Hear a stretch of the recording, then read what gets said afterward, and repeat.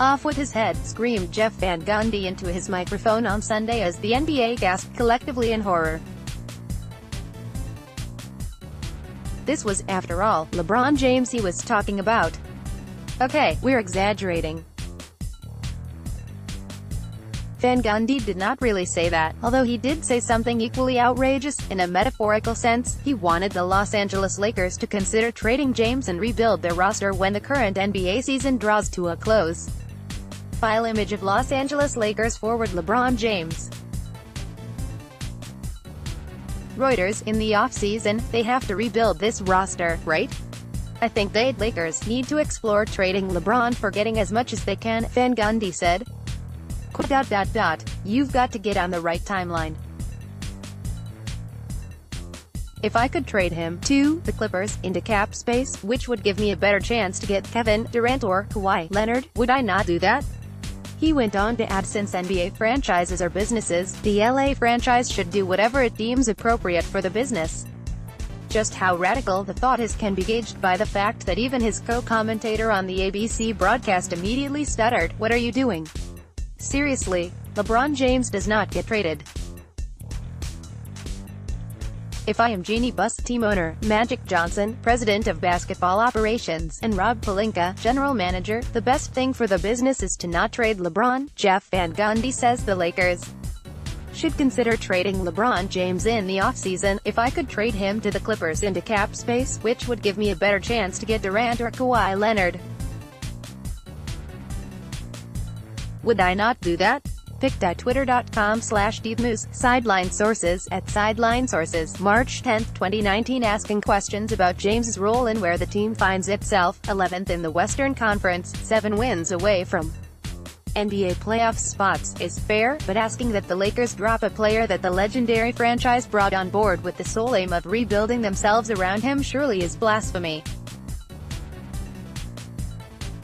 I raise sympathy. It may well be that the Lakers won't make it to the playoffs. This will mean that James will not be in the playoffs for the first time in 13 seasons. While that will be a feeling that will take some getting used to for James, at least his situation is garnering some sympathy among rivals. Having spearheaded the Boston Celtics to an easy 120-107 victory over their traditional rivals, the Lakers, on Sunday, James's one-time Cleveland Cavaliers teammate Kyrie Irving said, "I feel for him.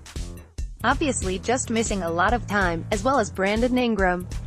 But Bron has always been a championship contender. And he's such a great player, such a great teammate. When not eligible to qualify for the playoffs, it's hard, I can only imagine.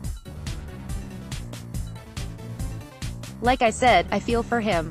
That's another feeling that will take some time getting used to for James, rivals feeling sympathy for him." And while on the topic of unfamiliar territory, James has been put on minutes restriction earlier this week, a day after he leapfrogged the legendary Michael Jordan into 4th place in the NBA's all-time scoring list. He's just behind Kareem Abdul-Jabbar, Karl Malone and Kobe Bryant.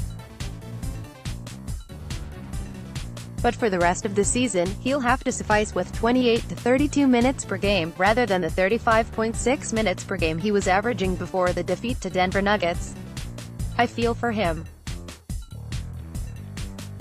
When you're not eligible to qualify for the playoffs, it's hard, I can only imagine. Kyrie feels some sympathy for LeBron and the Lakers' lost season. Pic.twitter.com/LWNSV2IDX. Sporting News, at Sporting News, March 10, 2019. The Bucks don't stop. Here's the Lakers, reeling with the absence of Brandon Ingram and Lonzo Ball, who are both set to miss the rest of the season, struggled against the Celtics on Sunday. Former Laker Brook Lopez, playing for the Milwaukee Bucks, gave a demonstration of just why he would have been critical for the Lakers this season. He blew away the Charlotte Hornets with a 25-point blitz, 18 of which came in the same quarter, as the Bucks registered a 131-114 victory, which made them the first team this season to reach 50 wins. The Bucks, powered by the Giannis Antetokounmpo, are currently on top in an Eastern Conference left wide open by the departure of James in the offseason. Quite a lot of things have gone right for the Bucks this season. Besides Antetokounmpo's form and Lopez's shooting, they were also handed the good news that Eric Bledsoe had agreed to a 4-year, $70 million contract extension. Now with a playoff spot more or less sealed, the franchise's big task is now to make it to the NBA Finals, especially with the East looking more open than ever before in the past few years. Whodunit? Since this has been a riveting week, it is befitting to end this week's post with a conspiracy theory. As you have probably heard and read multiple times this season, the Lakers' failed attempts to lure the New Orleans Pelicans to trade Anthony Davis in exchange for the choicest selection of their players led to the Lakers shooting themselves in the foot. The destabilized franchise has since spiraled out of control, and are currently only mathematically in with a chance of making it to the playoffs. And while the first few reports claimed that the Pelicans had been systematically leaking news of the Lakers' various offers to the media so as to destabilize the LA franchise, as a payback for them courting under contract Davis, new reports have claimed that it was, in fact, the Lakers who had shot themselves in the foot by leaking the stories of their various offers to the Pelicans. Clearly, there's still a lot of posturing going on with respect to the failed trade which grabbed the attention of the entire league. But was it the Lakers or the Pelicans who leaked the stories? Or was it both teams? We'll probably never find out. First Post is now on WhatsApp. For the latest analysis, commentary and news updates, sign up for our WhatsApp services. Just go to firstpost.com/WhatsApp and hit the subscribe button.